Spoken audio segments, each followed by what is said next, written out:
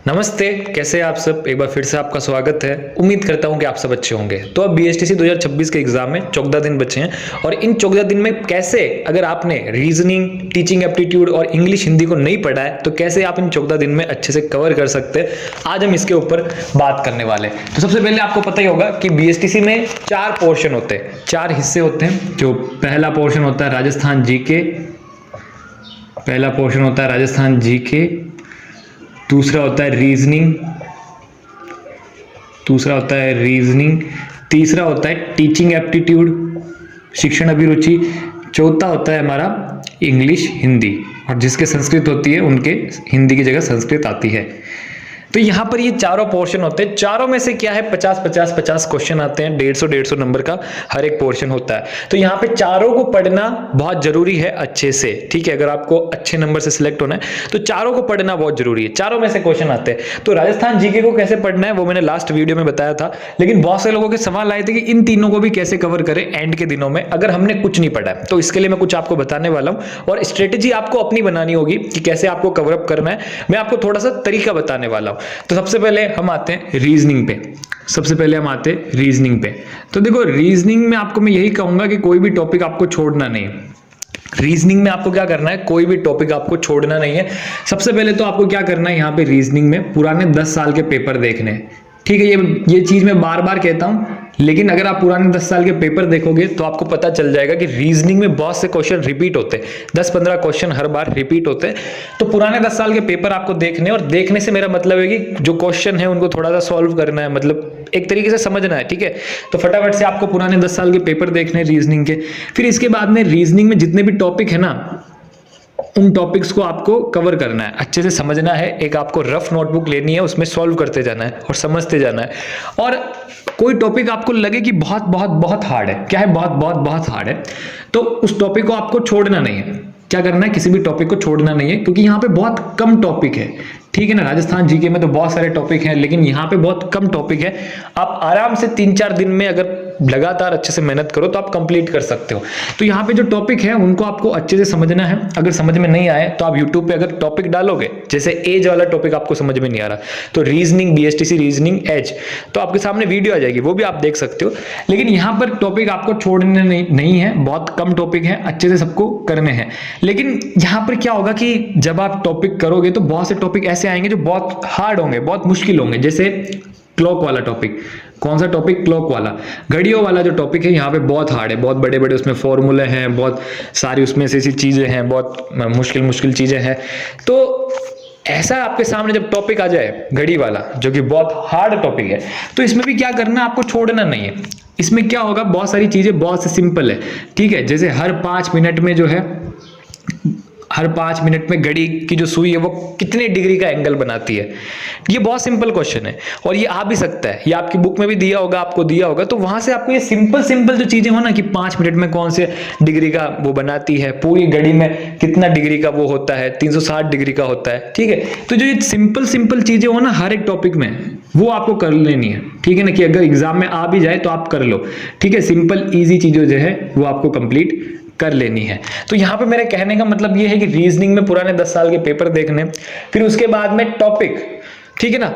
Topic जो है कम है, इसलिए सारे टॉपिक आपको कवर करने, लेकिन कुछ टॉपिक ऐसे जो बहुत हार्ड है, जैसे यहाँ पे क्लॉक, घड़ियों का टॉपिक बहुत हार्ड है, लेकिन इसमें बहुत सारी चीजें इस टॉपिक में सिंपल भी है। जैसे 5 मिनट में मैंने आपको बताया, 5 मिनट में कितने डिग्री का एंगल बनता है, घड़ी की सुई यहाँ पे है तो कितने डिग्री का एंगल बनता है, इस घड़ी की सुई को ऐसे सेट करते हैं, ऐसे बहुत सारे सिंपल क्वेश्चन है, आपको अपनी बुक में मिल जाएंगे। तो वो आपको कवर कर लेने, वो इजी चीजें तो कवर कर लेनी है, और 2-3 चीजें जो हार्ड हो उन पे भी नजर घुमा लेनी है, क्योंकि एग्जाम में जब आप तुक्के लगाओगे ना तो भी आपकी हेल्प हो जाएगी। तो मेरे कहने का मतलब ये है कि रीजनिंग में सारे टॉपिक फटाफट से समझिए, जो इजी चीज है उसको भी समझिए और करिए, और जो हार्ड चीज है, ठीक है ना, उन पे एक बार नजर घुमा लीजिए। और नजर नहीं भी घुमाए, लगता है आपको कि समय कम है, तो भी कोई बात नहीं, इजी को आप कवर अप कर लीजिए और सारे टॉपिक अच्छे से समझ लीजिए। और इसके बाद में जितने हो सके आप क्वेश्चंस देखें इसके, जितने हो सके उतने क्वेश्चंस आप सोल्व करते रहिए, ठीक है ना। आप यूट्यूब पे चाहे तो वीडियो देख सकते हैं, लेकिन फटाफट से देखना, 2x पे देखना, जिससे क्या होगा कि आपका कम समय बर्बाद होगा। चाहे वीडियो देख सकते हैं, चाहे आप पीडीएफ से देख सकते हैं, जैसे भी मर्जी हो आपकी देखें, लेकिन क्वेश्चंस देखते रहे, सॉल्व करते रहे। क्योंकि एग्जाम में क्या होता है, बहुत से लोग रीजनिंग सॉल्व नहीं कर पाते, उनका टाइम पूरा इसी में चल जाता है। इसलिए क्वेश्चन सॉल्व करते रहिए, अभी भी चौकदा देना है। तो ऐसे करना है आपको रीजनिंग में, अगर आपने अभी तक कुछ नहीं पढ़ा है। तो यहाँ पर फिर से मैं आपको बता देता हूं, बहुत से लोगों को लगेगा कि ये बहुत हार्ड है, इसमें क्लॉक में बहुत सारी चीजें हार्ड है। तो वो बहुत सारी चीजें जो हार्ड है, ठीक है ना, बहुत सारी आपको बहुत से टॉपिक में बहुत सारी चीजें बहुत बहुत बहुत हार्ड मिलेगी, आपको समझ में नहीं आएंगे, ऐसे ऐसे फॉर्मूले होंगे। तो नजर घुमा लो एक बार, ठीक है ना, और नहीं समझ में आए तो छोड़ दो, लेकिन ज्यादा चीजें भी नहीं छोड़नी है, ठीक है। 15-20 चीजों में से अगर आप 1-2 चीज छोड़ देते हो तो चल जाता है, लेकिन ज्यादा नहीं छोड़नी है। फिर यहां पर हम आते हैं दूसरे नंबर पर, टीचिंग एप्टीट्यूड पे। दूसरे नंबर पे हम आते हैं टीचिंग एप्टीट्यूड में, कि टीचिंग एप्टीट्यूड में कैसे आपको क्या करना है, शिक्षण अभिरुचि में कैसे आपको क्या, एप्टीट्यूड में आपको क्या क्या करना है। तो यहां पर सबसे पहले मैं आपको बता देता हूं कि टीचिंग एप्टीट्यूड में भी जो है टॉपिक बहुत कम है, ठीक है ना, टॉपिक बहुत कम है। तो यहाँ पर सबसे पहले पुराने 5 साल के आप पेपर देख लीजिए, ठीक है ना। पुराने 5 साल के पेपर बहुत है, इससे ज्यादा जाओगे पीछे तो बहुत से क्वेश्चन गलत है, तो आप थोड़े से कंफ्यूज हो जाओगे। पुराने 5 साल के पेपर देख लीजिए, उसके बाद में इसमें 10 के आसपास टॉपिक है लगभग, इससे भी कम है।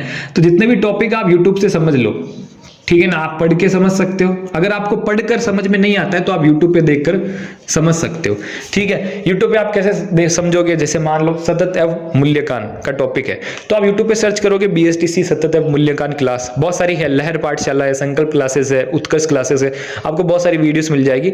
इनको देख के जितने भी टॉपिक है उनको आप समझ लो, और एक बार अगर आपने टॉपिक समझ लिया तो फिर जाने की जरूरत ही नहीं है टॉपिक पे, फिर टॉपिक का कुछ काम नहीं है, क्योंकि यहाँ पे थ्योरी व्योरी इतनी है नहीं, जब टॉपिक समझना है। तो जब आपने टॉपिक समझ लिया, ठीक है ना, आपने वो पार्ट को समझ लिया, तो समझने के बाद में आपको क्या करना है, यहाँ पे जितने हो सके क्वेश्चंस देखने हैं। टीचिंग एप्टीट्यूड में आपकी नैया पार लगाने वाली चीज होगी क्वेश्चंस, जितने हो सके उतने आपको क्वेश्चंस देखने हैं। और ये सब क्वेश्चंस आपको टेलीग्राम चैनल की लिंक है डिस्क्रिप्शन में, वहां आप जब ऊपर स्क्रॉल करोगे तो बहुत सारे क्वेश्चंस मिलेंगे, वो आपकी हेल्प कर देंगे।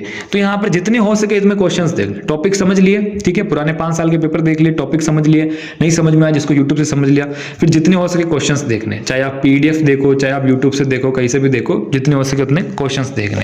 क्योंकि जब आप यहाँ पे टॉपिक समझोगे ना, तो ये समझते ही तो आपके 30 क्वेश्चन सही हो जाएंगे जैसे तैसे, क्योंकि क्वेश्चन 30 तो ऐसे आते हैं, 30 क्वेश्चन तो ऐसे ही आते हैं कि इस बच्चे ने ये कर दिया तो आप क्या करोगे, इस बच्चे को कैसे सुधारोगे, कैसे माँ बाप से बात करोगे, किस विषय पे आप ज्यादा, ऐसे ऐसे क्वेश्चन आते हैं, तो वो आप कर लोगे, वो समझदारी वाले, ठीक है ना, थोड़े माइंड वाले क्वेश्चन है। लेकिन 20 क्वेश्चन ऐसे आते हैं कि जिनमें थोड़ा सा पिन पॉइंट होता है ना, कि ये सिद्धांत किसने दिया, किस जानवर पे जो है प्रयोग किया गया था, ठीक है, ऐसे ऐसे क्वेश्चन आते हैं जिनका जो आंसर होता है वो पिन पॉइंट होता है, वहां पे समझने की जरूरत नहीं है, क्योंकि सिद्धांत किसी ने दिया होगा तो किसी एक मनोवैज्ञानिक ने दिया होगा, आपको याद करना होगा, तो आप कितने याद करोगे। लेकिन जब आप क्वेश्चंस देखोगे बहुत सारे ना, तो जैसे जैसे आपके कवर अप होते जाएंगे।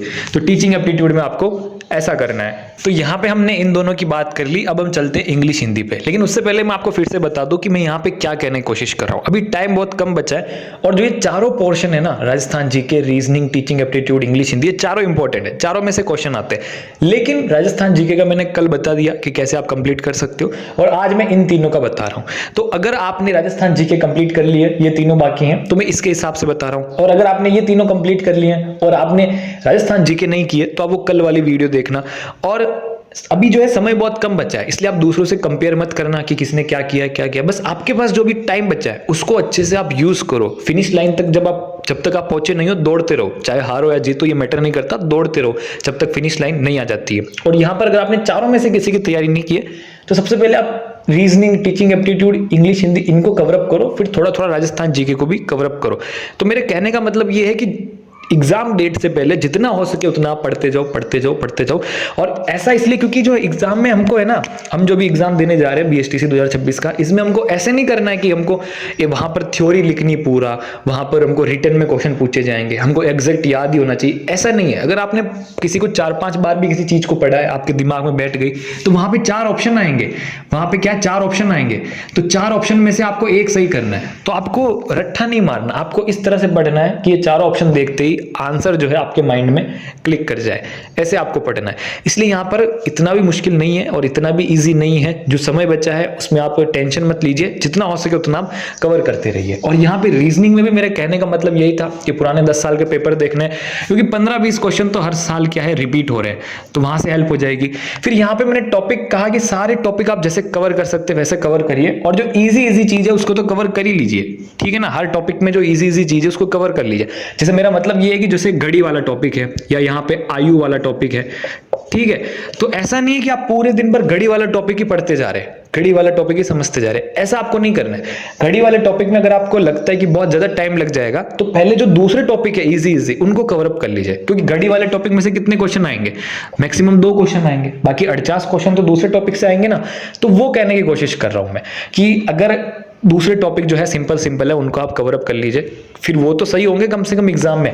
लेकिन जो हार्ड वाले टॉपिक भी हैं उनको भी आप अच्छे से एक बार देख लीजिए, नजर घुमा लीजिए, क्योंकि एग्जाम में तुक्के भी लगाएंगे तो इजी से लगेंगे। फिर घड़ी टॉपिक में भी कुछ चीजें बहुत सिंपल है, जैसे 5 मिनट में कितने डिग्री का कोण बनता है, कितना सिंपल क्वेश्चन है, आप एक बार उसमें देखेंगे आपको समझ में आ जाएगा। तो ऐसे इजी चीजें तो आप सब में सारी कवर अप कर लो, सब टॉपिक की। हार्ड चीजें जो है अगर आप हो सके तो कर लो, नहीं हो सके तो छोड़ भी दो। तो ये मेरा यहाँ पे कहने का मतलब है, उम्मीद करता हूँ समझ पाए होंगे। ऐसे ही टीचिंग एप्टीट्यूड में बहुत कम टॉपिक हैं, ठीक है ना। 5 साल के पुराने जब आप पेपर देखोगे तो 10-15 क्वेश्चन तो यहाँ से हर साल रिपीट हो रहे, तो आप वहां से हेल्प हो जाएगी। फिर जो टॉपिक आपको समझ में नहीं आए वो आप यूट्यूब से देख सकते हो। मतलब टॉपिक एक बार अच्छे से समझ लो, फिर टॉपिक अगर आपने अच्छे से समझ लिया तो क्या होगा, आपको 30 क्वेश्चन तो आपके सही हो ही जाएंगे। अब टॉपिक आप पढ़ के भी समझ सकते हो, लेकिन कोई टॉपिक आपको समझ में नहीं आ रहा पढ़ने से, तो आप यूट्यूब पे वीडियो देख सकते हो। फिर उसके बाद में जितने हो सके इसके क्वेश्चंस देखते रहो एग्जाम के पहले, ठीक है ना। एग्जाम की जो लास्ट डेट है, मतलब जिस दिन एग्जाम है उससे पहले क्वेश्चन देखते रहो, तो आपका रिविजन भी होता रहेगा। यहाँ पे भी क्वेश्चन आप सोल्व करते रहो, ठीक है ना। तो ये मेरे कहने का यहाँ पे मतलब है। फिर आते तीसरे नंबर पे इंग्लिश और हिंदी पे। तो देखो, इंग्लिश और हिंदी में मैं आपको ज़्यादा कुछ कहूँगा नहीं, यहाँ पे थोड़ा आपको अपने हिसाब से चलना होगा। लेकिन यहाँ पे भी यही कहूँगा कि पुराने 5 साल के आपको पेपर देखने होंगे, ठीक है ना। थोड़ा आपको पता लगेगा कि क्वेश्चन कैसे आते हैं, कैसे बनते हैं, थोड़ा आपको वो समझ में आएगा। तो पुराने 5 साल के जब आप पेपर देखोगे तो आपको समझ में आएगा कि कुछ चीज़ें बहुत इंपॉर्टेंट है, कुछ चीज़ें क्या है यहाँ पे बहुत इंपॉर्टेंट है। जैसे इंग्लिश में जो है पैसेज है, ठीक है ना, इंग्लिश में जो है पैसेज है, ठीक है, पैसेज आता है, अनसीन पैसेज आता है। तो अनसीन पैसेज जो है आप अच्छे से करना सीख लो, ठीक है ना। उसमें तो पैसेज में से ही क्वेश्चन आंसर ढूंढने होते हैं, तो ये कितना इजी है, तो इसको आप थोड़ा अच्छे से कर लो, ठीक है ना। यहां से आपके 4 क्वेश्चन तो सही हो जाएंगे, 5 में से 4 क्वेश्चन तो हर कोई यहाँ पे सही कर सकता है। फिर इसके बाद में कुछ चीजें ऐसी है जैसे वर्ब, ठीक है ना। उसके बाद में है इनडायरेक्ट डायरेक्ट स्पीच, ठीक है ना, इनडायरेक्ट डायरेक्ट स्पीच। उसके बाद में है एक्टिव एंड पैसिव वॉइस। उसके बाद में है कंजक्शन से मेरा मतलब है एंड, और, बिटवीन, जो ऐसे शब्द होते हैं ना वो। उसके बाद में प्रेपोजिशन, जैसे वो शब्द होते हैं इन, ठीक है ना, दिस, दैट, ये वाले शब्द होते हैं। तो जो यहाँ पे पैसेज है इसको अच्छे से कर लो। फिर जो ये चीजें है ना, verb, indirect, active, conjunction, preposition, इनमें आप क्या कर सकते हो, डियर सर की टॉपिक वाइज वीडियो देख सकते हो, ठीक है ना। डियर सर की आप टॉपिक वाइज वीडियो देख सकते हो, वहां से आपको आइडिया लग जाएगा। फिर उसके बाद में भी आप क्या करो, जितने हो सके उतने क्वेश्चंस देखते रहो, ठीक है ना। बहुत सी बार क्या होता है कि क्वेश्चंस देखने से हमको याद हो जाता है। अब यहाँ पर प्रीपोजिशन में क्या होता है कि इन का यूज कैसे करोगे, डिस का यूज कैसे करोगे, ऑन का यूज कैसे करोगे, लेकिन जब आप बहुत सारे क्वेश्चंस देखोगे ना तो अपने आप आपको याद होता रहेगा। तो मेरे कहने का मतलब यहाँ पे भी यही है कि डियर सर की आप या किसी और की भी आप वीडियो देखो तो फटाफट से इन टॉपिक को कंप्लीट कर लो, क्योंकि सब में से 1-1, 2-2 क्वेश्चन आते हैं, और टॉपिक कंप्लीट करने के बाद में आप क्वेश्चंस देखते रहो। ऐसा मैं आपको कहना चाहता हूं। ऐसा नहीं कि आप पूरे दिन भर वर्ब पढ़ रहे हो, पूरे दिन भर 24-24 घंटे आप इनडायरेक्ट डायरेक्ट स्पीच में लगा दिए, ऐसा आपको नहीं करना है। एक्टिव एंड पासिव वॉइस में आपने सारा टाइम लगा दिया, ऐसा आपको नहीं करना है। और यहां पर फिर जो वो होते हैं ना कि वो होते सिनोनिम्स, ठीक है, एंटोनियम्स, विलोम शब्द, पर्यायवाची शब्द, ये जो चीजें हैं इनमें क्या होता है, बहुत सारे कितने आप पढ़ोगे। तो यहाँ पर इनमें आपकी बुक में जो हो उन पे एक बार नजर घुमा लेना, टाइम मिले जब एग्जाम में जाने से पहले नजर घुमा लेना, और नहीं भी मिले तो जितना हो सके उतना आप कवर अप कर लो, क्योंकि इसमें कितना पढ़ोगे। तो इन वाली चीजों पे थोड़ा आप यहाँ पे ध्यान दो। ऐसे ही आपको हिंदी में करना है। हिंदी में भी जैसे संधि है, संधि है, समास है, तो ऐसी वाली चीजों पे आपको थोड़ा ज्यादा ध्यान देना है। लेकिन जो दूसरी चीजें हैं, मुहावरे, ठीक है, लोकोक्तियां, तो ये तो बहुत सारी, आप कितने पढ़ोगे, लेकिन जितना हो सके उतना आप पढ़ लो, ठीक है। फिर पर्यायवाची भी बहुत सारे, कितने आप पर्यायवाची पढ़ोगे। विलोम शब्द भी बहुत सारे हैं, कितने आप विलोम शब्द पढ़ोगे। तो जितना हो सके उतना आप कवर अप कर लो, इनको अच्छे से समझ लो, ठीक है ना। यूट्यूब की सहायता ले लो, फिर जितने हो सके उतने क्वेश्चंस देखो, ठीक है। तो यहाँ पे कहने का मतलब यही है कि इन दोनों पे थोड़ा फोकस करो, फिर इसको भी कवर अप करो, और जैसे तैसे करते चारों को कवर अप करने की कोशिश करो, ये मैं कहना चाहता हूं। और ये थोड़ा सा मैंने तरीका बताया कि आप कैसे कर सकते हो। अब टाइम थोड़ा कम बचा है, लेकिन अब आप ये मत सोचिए कि टाइम कम बचा है, वो कम बचा है, मैंने तो पढ़ा ही नहीं, ये नहीं। जितना समय है आप जितना हो सके उतना कवर अप करो। अगर आपका लक अच्छा चल गया, मान लो आपका लक अच्छा चल गया, आपने जो पढ़ा वही आ गया, वही क्वेश्चन आ गए, फिर आप जो है सही शिफ्ट में आ गए, आपका नॉर्मलाइजेशन में क्या हुआ, 40 नंबर बढ़ गए या 30 नंबर बढ़ गए या 20 नंबर बढ़ गए, तो हो सकता है, ठीक है ना, किसी को नहीं पता, तो चांस बन सकता है, ये सब ऊपर वाले को पता है, और जब रिजल्ट आएगा तभी पता लगेगा। इसलिए जितना हो सके उतना कवर करने की कोशिश करो। और उम्मीद है कि आपको समझ में आया होगा मैं क्या कहना चाहता हूं। फिर भी अगर आपका कोई क्वेश्चन हो तो कमेंट बॉक्स में जरूर पूछ लेना।